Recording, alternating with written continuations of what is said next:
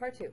So these two examples are a little bit more involved, probably a little more practical too, right? Because you're actually taking that moles of electrons and connecting it to what Faraday wanted to, which is the amount of product you could form in an electrolytic cell. So here's a scenario where we have molten aluminum oxide, and we're going to send current through it, 7.5 amps, for 6 hours, 20 minutes, 10 seconds. In that time frame, how much aluminum could we expect to get, right? How much aluminum could we expect to isolate from that molten substance? So what we need to figure out first is how many electrons we're sending through, right? So we could use our formula that I've just showed you. Moles of electrons, and I is 7.5 times T. In this case, you're going to have to change all of that to seconds. If you do that, 6 hours times 3,600 seconds in an hour, 20 minutes times 60 seconds in a minute, plus 10 seconds, you get 22,810 seconds, all over 96,500, and that equals 1.77 moles of electrons.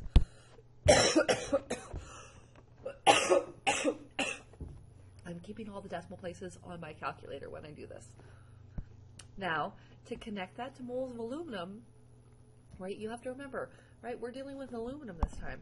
Each aluminum ion needs 3 electrons, right, to make solid aluminum.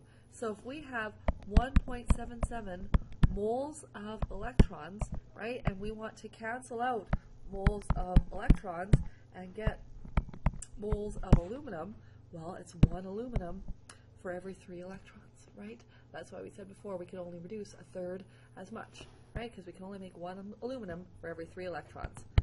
Punch that in on your calculator, and again, I'll keep the decimal places on my calculator, but it rounds to about 0.591 moles of aluminum. All right, and that relationship of aluminum, so I missed my L here, is 1 to 3, whether I'm talking about the aluminum ion or the aluminum solid, right? But because I want to know how much solid I'm making, I'll use that. So the last thing I have to do is just change that to grams, right? So 0.591 moles of aluminum. Look at your periodic table. There's 26.99 grams in 1 mole. So it turns out I can make about 15.9 grams of aluminum in that time frame. Okay, that's how much solid I'll be able to isolate and pull out. That much pure aluminum. Okay, let's do one more example. This last one is just the reverse. All right, I've already started to do some of the work. I didn't get rid of it. But if you read the question, in this case it's saying we've made this much tin, right, by zapping a tin chloride solution, right? So now could you figure out what current was needed to make that amount of tin? Okay, what current was needed to make that amount of tin?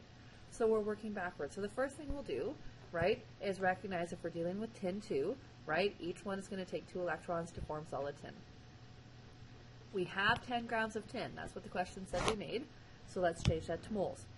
So I grabbed the molar mass off the periodic table, 118.69, and it turns out that is 0.08425 moles of tin. Okay?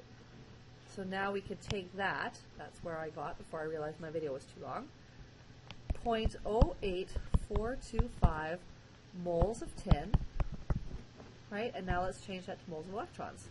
So we want moles of electrons and cancel out moles of tin, and from our reaction again we can see that each tin takes 2 electrons.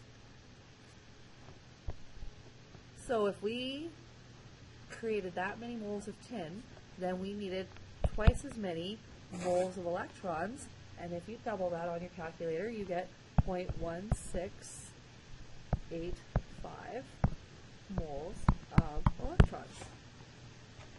Now you just take that, throw that in your formula, right? 0.1685 moles of electrons is equal to IT over 96,500, right? We know the time because it said 35 minutes. Right? I'm just going to go back up here. 35 minutes.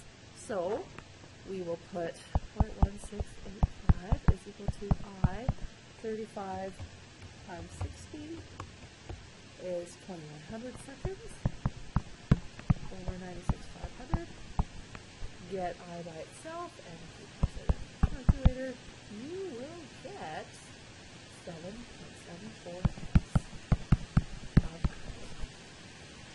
Alright, and that's how you use Faraday's law. I will include a worksheet for you to practice, and we are done.